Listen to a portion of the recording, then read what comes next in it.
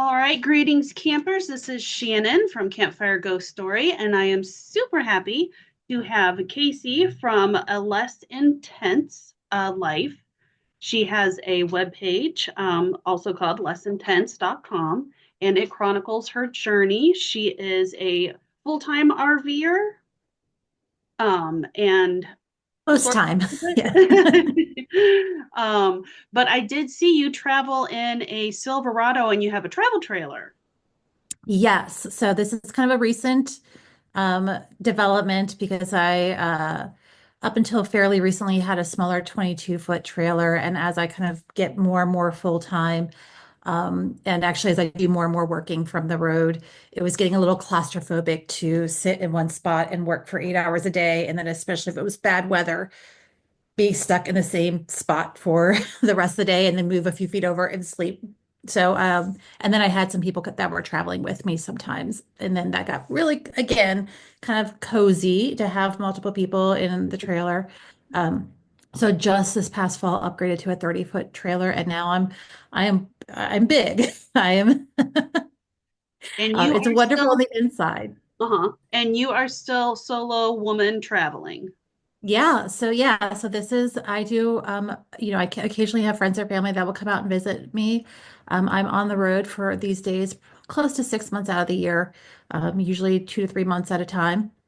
I also do some weekends. Then I have to come back to my sticks and bricks house and do some home maintenance. And I'm right now stuck in a cycle where I come home and there's so many things to do and I don't like it. And then I have to go back out on the road. I'm excited to go back out on the road again. And I think if I actually spent time at my house, I might enjoy it because now when I come home, it's just chores. Yeah. Yeah.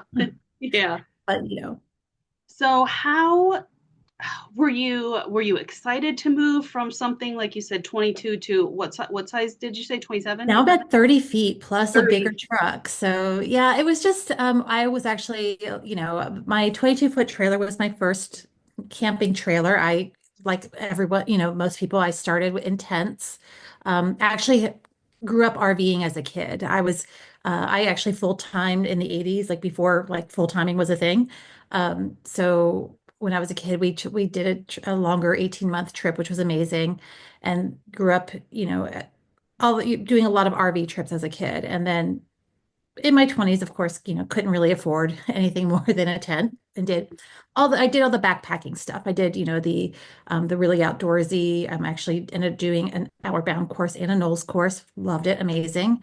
Um, then I kind of, as I got a little bit older, realized that like my favorite parts of camping were like the campfires and I'll be honest, the beers, like I enjoyed having a good beer Yeah. after a long hike. And that's a Yeah. little bit harder to do when you're backpacking. And so I did a lot of car camping. We did a lot of the thing where we packed up all of our gear into bags and flew out to national parks and explored the national parks for a week at a time. And then in I guess 2015, rented a truck camper in Alaska and I fell in love. I loved having my home with me wherever I went. And the truck Hmm. camper was especially nice because you got back from a long hike and you had your shower right there in the trailer or in the camper. And then you could make a little dinner and then head out to wherever you were going to spend the night. So kind of sold on the whole trailer idea or some sort of camper idea and bought my first one in 2017. And I was very emotionally attached because it's the one that got me through COVID. It's the one that kind of got me. It's where I really started doing a lot of solo traveling. Like in 2020, I had some life changes like everybody else, both personally and professionally. My job went remote, I really got to start going out and exploring. And so it was it's nice to have more space. It's intimidating. It is, Yeah. I might have hit a few curbs here and there along the way as I'm learning to drive an Who extra. hasn't? Yeah. So, but I love having the space inside. And it really makes it so amazing to be able to take my home to amazing parts of this country and Mhm. go do incredible things during the day and then come back and have a hot shower, a nice warm bed. And the other thing is one of the reasons I originally started in trailers, and doing, graduating from tents is, I do this year round. And, now that I'm able to travel a little for more extended periods of time, I get to go down to Florida or Texas in the wintertime. But I a couple years ago chased, I'm a birder. I've got my birding poster behind me. Okay. So I chased a snowy owl at Alum Creek in, I guess it was January or February, and there was about 8 inches of snow on the ground. And it was amazing to camp in the snow and to have the stillness and the peace. My dog is part husky, so she got to smell all the winter smells and go hiking in the snow. And it's just incredible to be able to explore the outdoors year round, no matter the weather, no matter you know. And I know there are people that tent camp in that weather, but I'm going to argue it's a little bit more comfortable. I'm getting old. Like it's a feel Yeah, like heaven. I was gonna say maybe in my 20s I could do the tent camping in the winter, but now that I'm in my 40s, I kind of want a Same. bed and enclosed a little bit more. Um, I it's nice. yeah, yeah. So you have a husky mix. How was the transition? Because a lot of people, they have dogs and they wonder, can the dog handle it? Is the dog gonna go bonkers? How has that gone? So, actually, I found her in a campground back in 2018, Big South Oh, Fork. And she wandered in and she was skin and bones covered in ticks. And I just kind of knew in the back of my mind that she was my dog as soon as I saw she was very sweet. And so picked her up and put her in the truck and drove her back. And it was kind of a chaotic period. And then honestly, she was a wild dog. She was pretty feral still. She wouldn't really come in the house. mhm. She slept out in the backyard for the first couple weeks and then got an opportunity to go out to the Rockies. And so, total wise moment, just load up this dog that has never slept out inside before and take her in a trailer. What could Um, go wrong? yeah, I mean, that'll be fine. Yeah. Um, and it was actually out in Estes Park. We were camping there, and the flies outside were terrible and she was getting bit by some of the flies. And finally, it was the first time ever she asked to go inside the ever. And so she decided that she wanted to be inside for the first time ever. And she's been so really the trailer is kind of her first home. And it's like her little dog cave that sometimes she lets people enjoy with her. And she absolutely loves being in the trailer. She did go through a period where she was getting motion sickness in the car. Mhm. So had to work through that with her and make sure, she gets her Dramamine on long travel days. And there's days where I'm not in the mood to do long drives. And so, I feel for her. There's days she's not in the mood and we work through it. It's actually, I enjoy traveling with a dog for a lot of reasons. One of them being it makes me get out and explore places. So I'm much more in the habit of stopping midway through my driving day and finding a park along the way and doing, a nice little hike in the middle of the day, which I would never do without a dog. And, there's been many times where I really didn't want to go walk someplace. And I would much rather, again, stay inside where it's warm and cozy. And Mhm. she absolutely insists, which is sometimes nice. Sometimes I think, well, this is really nice. I'm glad you made us do this. And other times I'm really annoyed because it's pouring down rain, windy, gusty, and Yeah, we're yeah. walking someplace. Yeah. Um, but yeah, so she's a really good dog and she's been a perfect travel companion. That's awesome. Well, that's really good because some people, they do want to take somebody with them when they go out, and a dog or cat or what have you is kind of their only option because, like you said, you're a solo traveler, and it's hard to explain to those who don't solo travel that even the the the definition of lonely isn't so much that you're feeling like you need somebody with you. I mean, you might get a little lonely, like, well, I don't really have anybody to talk to, but one of the things you have in your blog is that, you reach out to your family, you Mhm. stay in Yeah. contact with friends and family, and you have meetups. So you might not be necessarily with somebody while you're driving, but, you still have communication with people. And and I will say there have been times where something cool happens, and I think, well, I wish I had somebody to share this with, not just because I want to share it in the moment, but I think one of the ways that, I firmly believe that you enjoy your travels three times. You enjoy the planning, you enjoy actually doing them, and then you enjoy the memories.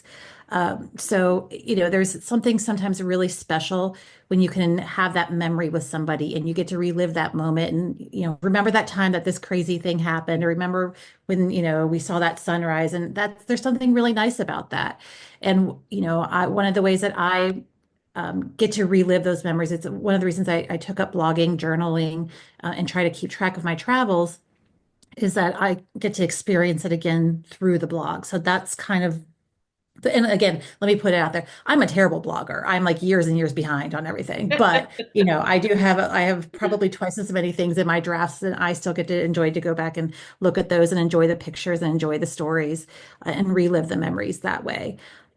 So that part is really nice. And like, there is a large community. I would say there's probably a larger community of solo women that travel than solo men. And I have enjoyed a lot of, spontaneous campfires with women who happen to be alone as well. I was out in a place called The Wall, right outside the Badlands, which is a boondocking area. It's just land that overlooks the Badlands. And I happened to have some firewood that I needed to burn because, you can't travel with firewood. And I was getting ready to leave. And so I just invited, several solo travelers, and we had it was one of the best memories ever to just swap stories and share adventures and talk about life on the road. And it was just amazing to be able to share that with other travelers. And that's also where the dog comes in, because my dog has never met a stranger. She will walk up. I've met more people through her, where I will be sitting inside working, and all of a sudden I realize that she's over trying to beg. The people camped next to me are cooking, and she's over there sadly looking at them and begging treats off them. And next thing I know, we are best friends with the people next door because my dog has introduced us. Oh, that's funny. That's great. And you hit on something really th- something that really shocks people, and that's the fact that there are so many solo female travelers. And Yeah. it's an amazing movement that I wasn't even aware of, and people are still shocked by the number of women who choose this sort of nomadic lifestyle, whether it's full time or whether you're doing it, whether you're a weekend warrior. There's there's just so many of us that enjoy doing this. One of the things you said in the beginning was that you were always a hiker, you were always camping with family. So being out in the green was probably something that you just knew from a little age that, it was fun. You love doing it. Yeah, so I've always enjoyed the outdoors. And again, I think like most people who eventually end up camping and hiking, they just feel most themselves in the outdoors. And I spent a lot of my 20s, teens and 20s into my 30s. It was about the conditioning. It was about I've done the Twin Valley Challenge out, outside of Dayton, which is the 27 plus mile hike. So, have done my fair share of really long, intense hikes. And then I got to be in my 30s, and suddenly climbing uphill got a little bit trickier. And suddenly I started really paying attention to nature, and started like, whoo, that was a really tough climb. Like, oh, look at this flower over here. I'm suddenly really interested in this flower. Is that kind of how And you got into actually, birds? it is. That's how I started, because I tell you, it is the best, especially I'm an okay ear birder in, by I can Really? bird out. So it's my trick that I pull out. Probably shouldn't tell people this, but this is my trick. I'm like, oh wait, I think I hear something, and everyone be really quiet and stop. Um, but so years ago, I took a class at the Cincinnati Nature Center, which they have amazing nature programming. It wasn't just song, it was just how birds communicate.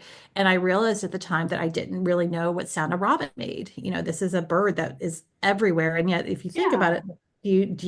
it, it's which of the songs is the robin making? And so I looked that up, and I realized that, the robin is um, I have throughout my life, there have been times where I have greeted the other end of the dawn, staying up all night either for work or pleasure. And, I realize the robin is the bird that you hear right before the dawn comes. And I was like, oh, I do know that song. That's the early morning bird. Oh, And I have read, I don't know if it's true or not, that the robin actually can perceive light. It has, a larger light sensor than in its eyes than other birds. So Oh, it's cool. actually can see the dawn coming before other birds. And just you start exploring how nature, all the different ways that we can interact with nature and the way that nature can kind of be a part of our lives and the way that nature interacts with each other and with the seasons. And it just kind of is this huge rabbit hole that you can go down. And it's literally never ending where, for every once you know the birds, and then you're out on a bird walk and somebody says, "Oh, look, there's a bird in that poplar tree." And you're like, "Oh, which one's the poplar tree again?" So you have to start learning your trees. And then Yeah. it just kind of goes on and on and on. And you get to meet so many amazing people who I think one of the things I really love about nature and naturalists is some of the most talented naturalists I've met are not people who have the PhDs in the subject.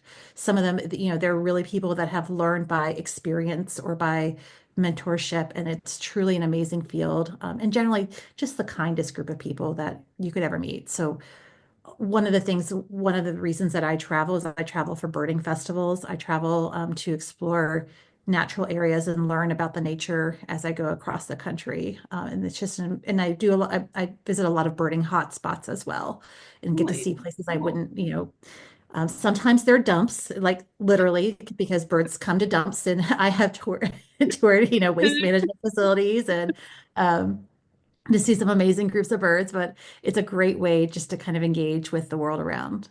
Okay, so this is impromptu.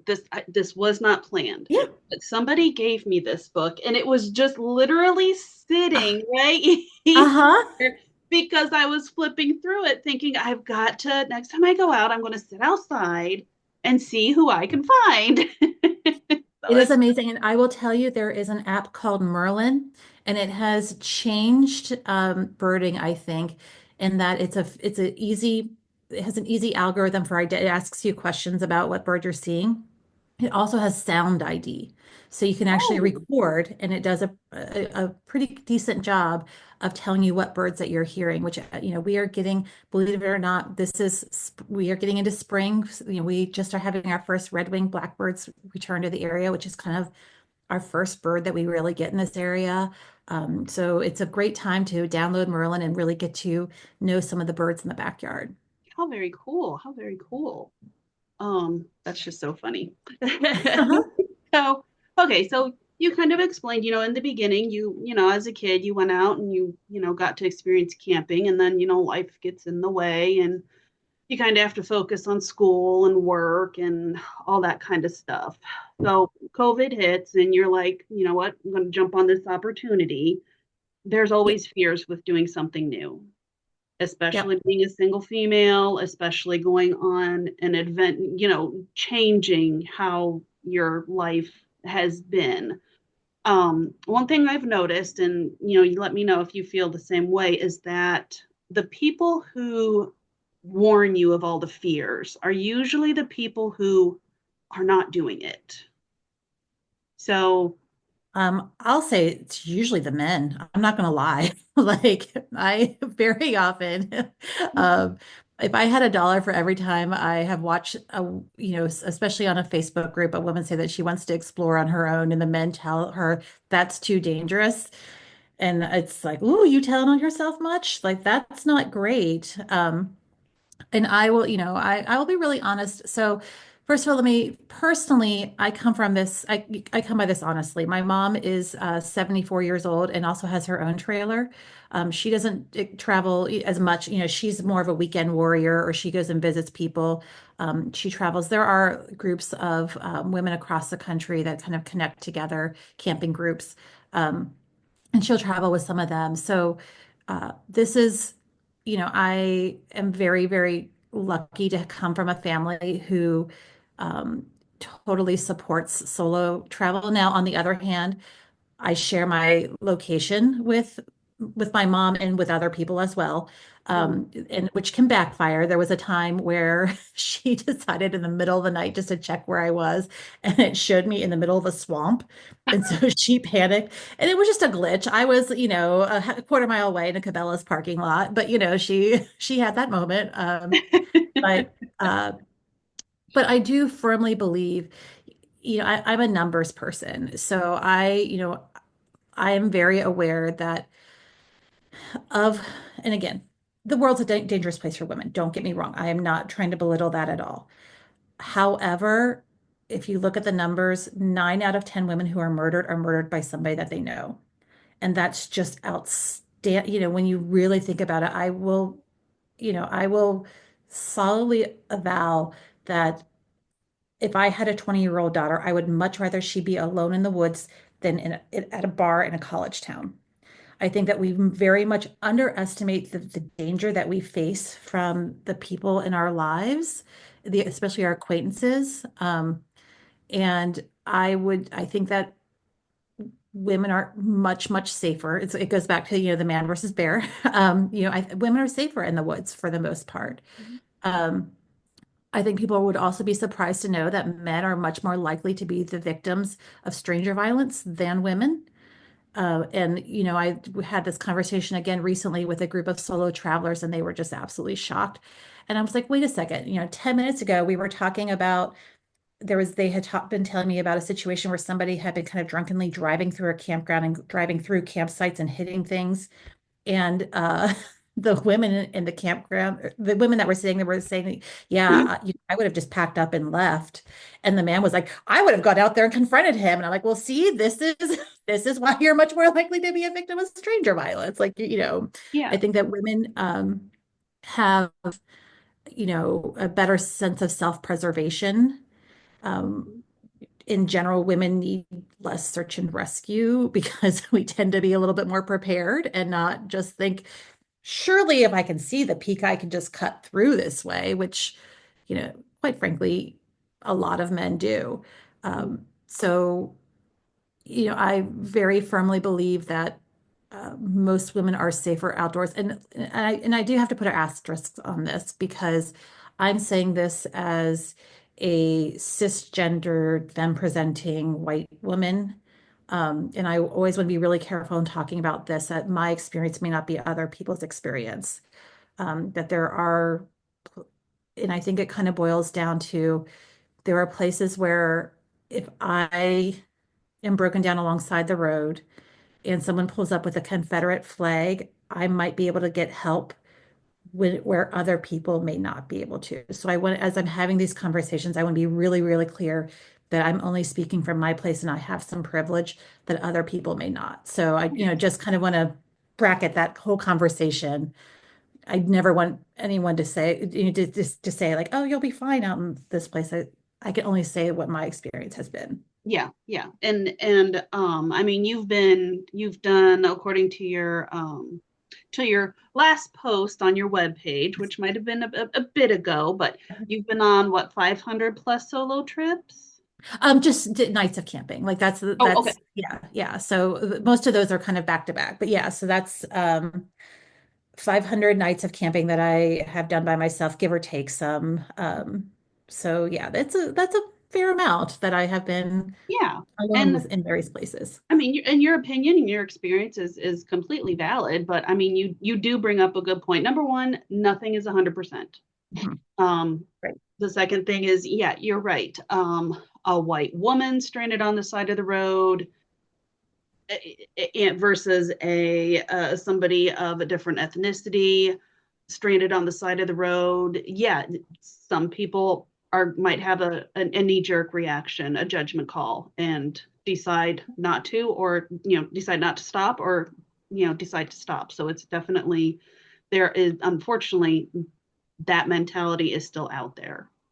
Yeah, I mean, Um, America still has some pretty dark places for sure. So, that's one of the things that traveling, I I do really enjoy engaging with history and more. And there are a number of places that I have been that I realized after the fact were considered sundown towns. Now, again, that's a kind of gray term, but like the, but just being aware that that's there. So I just want to make sure that everything that I say, I'm speaking from my experience. yeah. And I mean, the other thing is, you kind of touched a little bit on it when you were discussing, how a man would want to be, this particular man wants to be confrontational, where the other women that were in your group were instantly like, this doesn't feel safe. Trust your gut, trust my gut, and pack up and go someplace else. because And I there's, think, oh, oh, go sorry, ahead. go ahead. No, no, that's okay. You go. It it's one of those that's one of those things that I really wrestle with, honestly, as because I'm always learning to do, expanding horizons. I This is a challenge for me, and I think for a lot of people. I grew up in the 80s and 90s, and I watched Oprah, The Gift of Fear, and I think that that has been something that we have really been that's a lot of the advice that you hear, trust your gut, listen to your instinct. And I can honestly say that my gut has a lot of noise.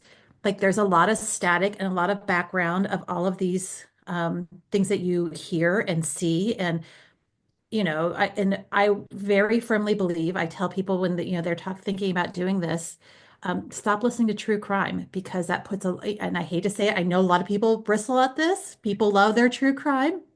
Yeah. Um, but I think that really, in my opinion, it really contributes to that noise that happens in the back of your head. So I think that it's really hard to hear your gut when you have all this paranoia. Yes. Um, and I I will tell, and I struggle. That's something that I struggle. So, if I pull in some place and I have a bad gut feeling, is this true? Because there's also, when you listen to your gut, there's a lot of confirmation bias there. So if I leave this place and nothing bad happens to me, I say, see, my gut was right. Because nothing, I listen to my gut, nothing bad True. happened. And, Um, and and I've had women say that. I'm sorry to interject. no. I just want to point out a lot of people will say, "Well, nothing happened," but you need to, But first, to me, in my mind, I'm thinking that's because you left. It, Had you it, stayed, and it there's no way to tell. And there's right. confirmation. And I think you have to walk a very fine line because there are things that I never would have done if I gave into the fear. Um, Mhm, mhm. So, for me, trying to listen to the actual gut, trying to figure out, is this a real bad gut feeling or is this just my imagination running away with me? And it's hard and it's really hard. And I think part of some of the things that make it hard is all the noise that we have. I mean, they're starting again. It was the chain emails about all the people that were going to kidnap you from parking lots. And, it is the ongoing, which I do have I think that does, this whole idea that you're going to be kidnapped from Target, that's not real. You can go to any actual sex trafficking advocacy organization.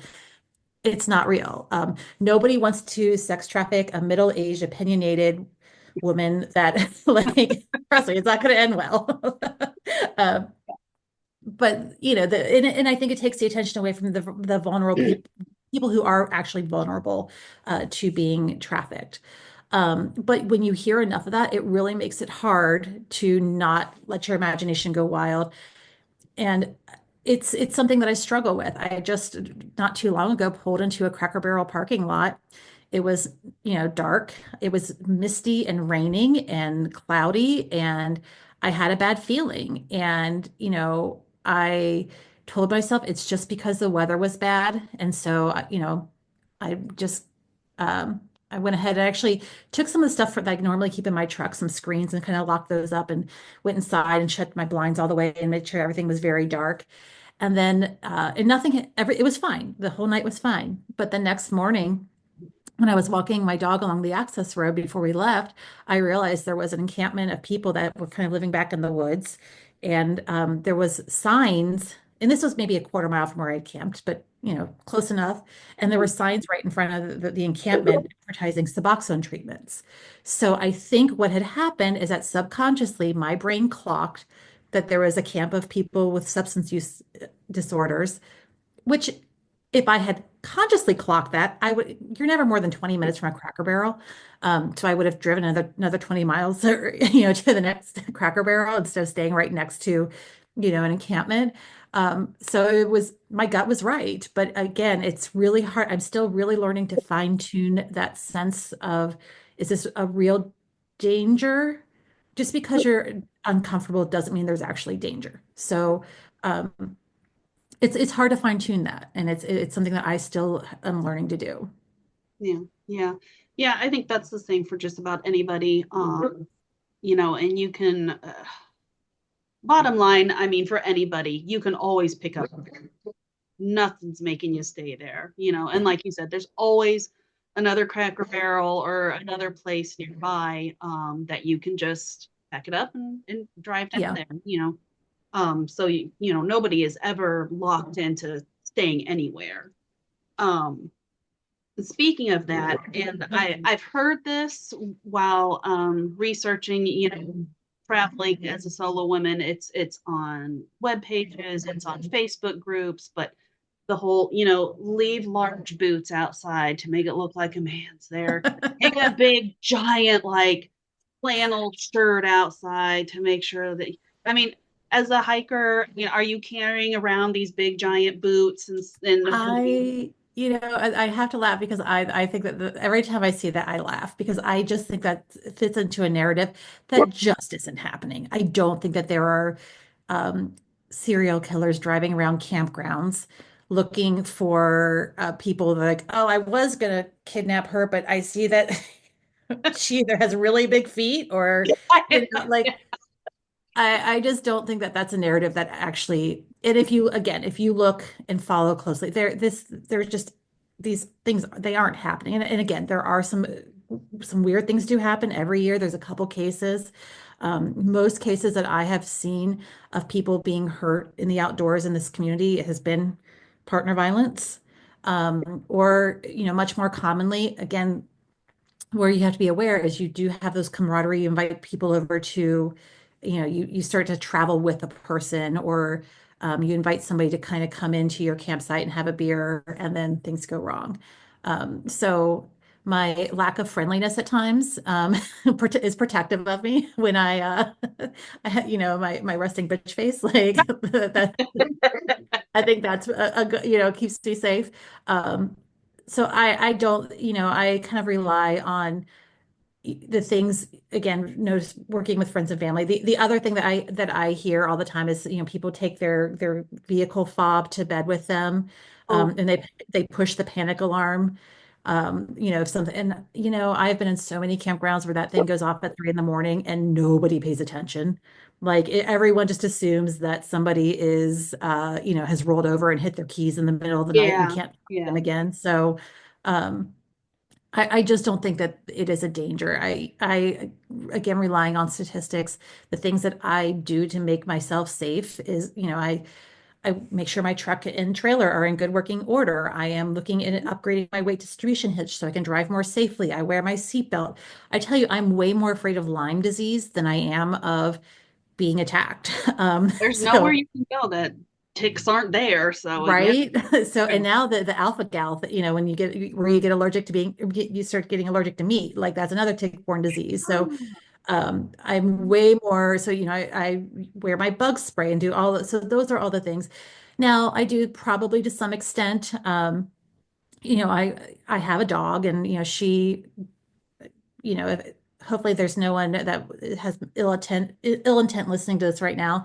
But yes, she can be bought off with bacon, probably. I think that more more likely than not. But there have been a couple people over and actually men over the years that she's growled at, and I don't know, men that I thought were perfectly fine, but she didn't like. So, maybe if something happened, she would be protective. I don't know. You know, Um, I have to, same thing with Walter, and it's been men also, but I don't pick up on anything, but there might be just one person out of the group that he just side eyes. And yeah. same. But I trust him. I would trust my dog. Well, and I do. And yeah, I have turned around on several hikes before where, she just at some point she starts to like react to something. And so I don't now, again, was I ending my hike early because she decided she wanted a snack and wanted to go back to the car? Like maybe, I don't know. Like it's hard to Bacon, you tell. know, bacon can make you do strange things. Right? So like I'm not really sure if this is really avoiding danger, but I'm always going to listen to. So I do listen to her instincts as well. And then I am, I do I'm talking like I'm pretty easygoing with this, but I do have a very kind of set itinerary. And I do let people know, where I'm going to be. I check in once a day. I have a Garmin InReach, which I think is if you want to invest in a tool for safety, try, get a Garmin InReach. I think that's a really good investment um, to always be able to communicate with friends and family. Mhm. So I am taking some precautions for sure. So on a lighter note, Yeah. your webpage, it shows that you've been to a few states, hmm um, Ohio being one, I believe Indiana and Kentucky. Are you planning on just starting on the east side and then maybe moving to the west? So so in my trail, so actually I have technically been to 49 states. And I have my one state that I still have to do is North Dakota. If it's your 50th state, I believe if you go to the Chamber of Commerce, they'll give you a certificate for completing. So I've been saving it. And I plan on doing my 50th state in my 50th year. So that's coming up in a few Oh, years. I'm cool. so excited Okay. about that. With the trailer itself, so far I have gone up to New England twice, as far as Maine, and then down to Florida a few times, and then as far west as New Mexico right now. It's so it's definitely I put some miles on for sure. Yeah. I'm kind of based in when I especially when I first started blogging, I was really based around Kentucky, Ohio, Indiana. But as I have been able, again, one of the reasons I work from the road and be able to be gone for so long is I'm able to really do some extended trips. And, and I do a lot of times what I will do is, drive through a weekend to some place and do a really intense drive or maybe a couple evening drives and then work during the day and then then I'm someplace like South Dakota and then I have the ability to take a week of PTO, explore the area, and then really get to see some so I'm not spending my PTO on driving more or less. I get to do that during after work or before work. I'm going to And pause the you nice part about yeah, so I can just throw my dog outside. absolutely. Yeah. I'm sorry. I'll be right back. Jeez, I'm sorry about that. No worries. Okay. So you have been to more than just a few states, it sounds Oh, like. yeah. Do you have any favorite places you'd like to share that that kind of just stand out? So my favorite trip is always the one that I'm on. And then my next favorite is always the one that's coming up. Like I absolutely Yeah. love being a lot of places. Mm. Um, so I think a surprise is how much I've fallen in love with the Rio Grande and the desert because I always consider myself kind of more of a mountain girl. Yeah. Um, and I have absolutely fallen in love. Yeah. Sorry about that. No worries. All right. So I'm sorry. Sorry everybody. So we were talking about your favorite place, which the Rio Grande seems to kind of stand out to you, even though you're Yeah, that was kind of a surprise how much I loved being along the border in the south of town. Again, food is amazing. Um, and it's just such a really cool ecosystem. And and I'm kind of being very generous with the Rio Grande and talking about basically from South Padre Island all the way over to West Texas. But I love the whole area all along the river. But that's, I realize that there are European countries that are smaller than Texas. So, but it's an incredible area. New Mexico is also just breathtaking and just has a really cool culture. Again, amazing food. I have been able to, the last couple of years, really spend some time in like the central area of Florida. So I think a lot of people think like Florida, it's all about the beaches, but there's Mhm, so yeah. many really cool springs, freshwater springs in the middle of Florida that are so gorgeous and amazing paddling. Um, and the manatees come in the wintertime. I absolutely adore Maine and Vermont, actually. Acadia National, I got to spend almost 2 weeks in Acadia National Park last summer, and it's just an incredible area with both the forests and the ocean. Just so many amazing places to go around Maine. And I actually spent a week at adult bird camp last summer, so that was really cool too. Um, But there's really, there have been very few places. It's so funny because as I travel more, I spend more and more time in places, and there has yet to be a spot where I have thought, well, okay, I'm done here. I've seen it. I don't need to come back. Every place, I always want to spend more time. I always want to do more things. I always want to learn more and see more and experience more. And it's just, we are very, very fortunate to live in an incredible, incredible country with amazing, amazing public lands, at least for now. Um, I think that I would be remiss if I didn't say that all these beautiful places that I'm talking about, or very many of them, are public lands that are threatened right now. So, Yeah. whatever you can do to take action at this point, please do, because I would hate to lose these incredible, a lot of the places that I'm talking about, and I've been there, are actually national wildlife refuges, which is an area that of public lands that, people think about our national parks, but there's incredible land that is preserved really primarily for the animals and the birds and the fish that live there. And, these are just outstanding areas. Most of them are open to the public for hiking and exploring and driving and to see the birds. And we're so lucky to be able to live in a place that has so many wild places that have been preserved. Yeah. There's BLM land, which is, managed, Mhm. is a different, very popular for camping, with fantastic um, series of places to camp, or again to hike, to explore, Yeah. and the I national do. forests. We're so lucky to have the Daniel Boone National Forest right by us, and the big South Fork Wild and Scenic River. Like we have incredible, incredible public lands around us. Yeah, we do. We do. I did a ghost story about Mammoth Cave and how it is one of the most haunted cave Uh-huh. systems. And the thing is that people from Europe and Canada, they come over to see these natural wonders. And I mean, it's not to get political. It's not to, this podcast or this interview into a political aspect. But unfortunately, politics has kind of pushed into Yeah. this world where it doesn't matter whether you're solo or not, or woman or not. It's, there's people that travel to these places to get a chance to see some of these natural wonders, and they are under threat. Some national parks are now closing early, or they're closing for entire days because we've lost some really great staff, federal staff members. Um, and it's truly unfortunate because, as I've found and as I've been saying,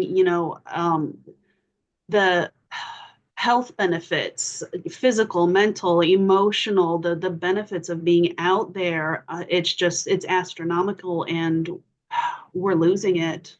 We could be losing it really soon. Well, and I really worry and I'm concerned because I think that one of the things that, is very important to me to leave to later generations, there are lots of things, but one, I don't, and I'm very concerned that we are borrowing against our natural resources, that we can't, if a species goes extinct, we can't get it back. So, there's it would just be heartbreaking to lose these wild lands because it takes so much to rewild a space. It's our ecosystems are very precious and very fragile. Yeah. And we have so many amazing places. Um, but they're each unique, and to lose one is to lose something very, very special about what makes America amazing. And as someone who has always loved public lands, who now I have my national park water bottle, as that's always by my side. Yeah. I'm very passionate about making sure. And as someone who explored, was hiking and camping, during several government shutdowns where, the staffing wasn't there, and saw how quickly, without the maintenance, things go downhill. I just encourage everyone to look into what they can do to help preserve these places and these species. It's not just, it's the land, but it's also the trees, the birds, Yeah. um, It's all the the wildlife. flowers, the Yeah. plants, and we have it takes work in order to save all of these things so that we can pass them along to future generations. And I'm so grateful that the people that came before me did some of this work. And there's so many amazing conservation stories out there. The reason that we have some species of birds that we have now is because literally rangers slept overnight in the rookeries with guns to protect the birds from poachers.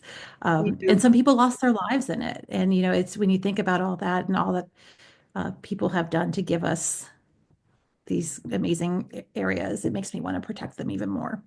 Yeah, I agree. I agree. The forest rangers, their jobs, I don't think enough people understand the job that they do. It isn't just to tell you to put your fire out, or it isn't just to tell you, to clean up after yourself. They chose this field because they love nature. They love the land that they're on. And I don't think I've really met any ranger who has said, I hate my job. I hate being out here in nature. I hate being able to experience, this animal and this wildlife. And, I've never met anybody who hated, or just didn't like that job. Well, there in the so I will say that my biggest fangirl moment ever was meeting Ranger Sheldon Johnson out in Yosemite. He's the one that does a lot of the documentaries because in order to film inside a national park, you have to have an educational component in it. So anything that's filmed in Yosemite, he's the face. He's the one that gave Oprah a tour when she went camping in Yosemite and walked into a visitor center in Yosemite, and he was just there talking to a friend. And the person I was with said, "Go up and say hi." And so I went up and I said, "I'm such a fan. I've seen all your documentaries." And I have a picture with him, and I had just like the biggest, cheesiest smile. You can tell I'm so happy to meet him. And it was just such a fangirl moment to be like, he's an amazing person who does a lot of with the Buffalo Soldier reenactments, and tells that story of interprets the story of the Buffalo Soldiers for visitors, and it's just so. And that's again one of the things I love about our public lands is it's not just preserving vistas and scenery because in Ohio we don't most of our scenery is middle of the road, but we have such incredible nature and such incredible history. We have the mounds out in central Ohio Yep, where serpent mounds. mound Yes. builder, yeah, that's something that people don't realize. And it's a National Historic Site, and it's actually now a UNESCO World Heritage Site that we have right in our own backyards in Ohio. So there's definitely some amazing places to explore that, again, are worth preserving. And I could just get so excited about, I could list all day. I could talk for hours and hours and hours about all the amazing places that are out there to visit. And my list, every time I go one place and check one thing off my list, I add two or three others for sure. That get added back on. Yep. Well, so to kind of wrap this up, any regrets Um, other than not starting sooner, other than not uh, having. you know, So I have, and here's the other thing that the kind of the dirty little secret is most of the time that I've been in danger as a solo camper is because of something that I've done myself. Like I have, you know, uh, not chalked the tires properly and almost lost the entire trailer down a hill. So there are definitely those things. Um, yeah, this lifestyle of being, uh, traveling by trailer or being very committed to that life, it can be, you have to be handy, you have to be resourceful. Um, but I really can't think of a single time that I'm a very, um, I think all the benefits that it's brought has far outweighed any of the hassles or any of the struggles or any of the problems. So yeah, I literally can't think of anything that I would, like you said, other than just doing more of it and doing it sooner. Um, Well, that's awesome. I mean, it is. It's awesome to get a chance to have somebody get the chance. Because I always encourage, everybody get out and see, get out and learn about what's around you. Because, you're right. You mentioned the serpent mounds. It's about 3 hours away from me, and I don't think I even discovered it until maybe I honestly want to say maybe 3 or 4 years ago. I had no idea it was right here. And there are mounds all over Ohio. Like I mean, there are many, many sites throughout Ohio that you can visit. And I will say the other thing that I am a big advocate of for anyone, I started with a trailer, but there's so many, I know so many people who travel, they build a bed in the back of their car. They do a platform. There are so many ways to explore and to get your feet wet in this world. And I know several people who travel for months at a time from the back of their car. It's very doable. And, I think that I encourage if something that you're interested in to, I think finding a mentor who's willing to kind of help build a community. I'm always happy, anyone is welcome to reach out to me via, my website or social media.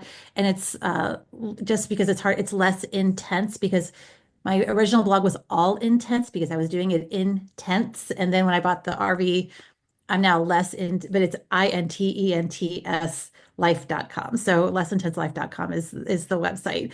But again, if anyone wants to, has questions, needs some encouragement, please reach out because I think that you'll find that everybody in this community is nothing but welcoming and supportive. And once I firmly believe that women in particular, we send little boys out into the woods with a pocket knife and tell them to go explore. And we tell little girls it's there's the big bad boogeyman out there waiting to hurt her. And as I grow older, I come to believe more and more it's because society is afraid of how powerful we might be if we really connected with the woods the way that we used to. Yeah, I mean, Uh, how many women can sit there and say they not only drive a 3/4 ton truck, but they also are traveling along with a 30 foot, travel trailer? You don't hear that very often, for a woman. So it's really, you're very encouraging to others that are like, God, I want to do that. and I'll tell you, if you think that you have to be anatomically male to drive a trailer, you're doing it really, really wrong. Like that's Right, right, yes. literally, there's no reason, it's just practice and encouragement and um And it's okay to make mistakes. Nobody, male or female, is perfect. I know there's a theory that, little boys are born with wrenches in their hands, but it's not the case. It is not true. It's and not I'll true. tell you that and I will say there are times, there are times where men are I'll say annoying. There are a lot of dude bros, both in person and virtually, who do not believe I know what I'm doing. Um, and it's frustrating and it's just par for the course and you just kind of let it roll off your back and then you back into a spot so perfectly it leaves their jaws hanging And and yeah, I was just going to say, yeah, here you are. You're safe. yeah. You're still going. You're still learning. So yeah, anybody that's got something to say just because I don't know, you have a pair of ovaries can, Yeah. don't even bother giving them the time of day. It's out there for sure. Yeah, yeah. But you know what? There's such a good community for women though on Facebook and in, web pages like yours that we can find each other. We just got to do a little search and then you will have so much community and so much support. It's And out. there are definitely groups. I mean, I'm very lucky to have mentors, but I have over the years have met a large group of like-minded women who are amazing. And it, the community is there and um, especially you start small. I mean, you can start small with a state campground, Yeah. established campground. Hmm. And Go someplace close by, yeah. try it out. If you do get scared, it's okay. Go back home, regroup. Well, one of the bravest women that I know who travels again in the back of her vehicle for months at a time. I just was talking to her and she was scared to kayak solo in Florida because of the alligators. And I was like, you Yeah. spend more time in grizzly country by yourself, hiking solo. Like, so, Yeah. everyone has their things. It's okay. Yeah. Yeah. definitely. Well, Casey, thank you so much for Thank you. And sharing I, some of your time with us. Go ahead. yeah, no, I just want to say thank you for for putting this platform out there. I really do appreciate all that. I am very supportive of any platform that encourages women to get out there, try new things, to be less scared. Although, a good ghost story is always a Yeah. that's the fun there. I will tell you the other Salem is another amazing place to visit and camp. That was another highlight of the travels is camping in a spot and having the ghost tour go right through my campsite. I'm like, oh, that's a little Yeah, oh, I bet that was fun. like I didn't hear that one. Don't need to hear that story before I head to bed. But but again, there are times that you'll be scared, and there are times, but I just think that women have so much to offer the outdoor community. And I think that the outdoor community has so much to offer women. So I'm very passionate about overcoming the things that keep us and the barriers that keep us from being outdoors. Awesome. Awesome. Thank you so much again, Casey. Can't Thank wait to you. see you update that webpage now. Now you have Yes, to, because I'm going to put a link in the description. absolutely. Yes. And again, all the socials are are connected more or less, and hopefully I'll see you around a campfire sometime in Ohio That sometime would soon. be awesome. Yes, I would definitely love that. Thank I you. will have to let you know when I'm up in that side. This is the amazing part, and people, my friends know that when you have your house behind you, you just might show up anywhere. That's true. That's true. You can. All right. Thank you so much. You have a good evening. Thanks, you too.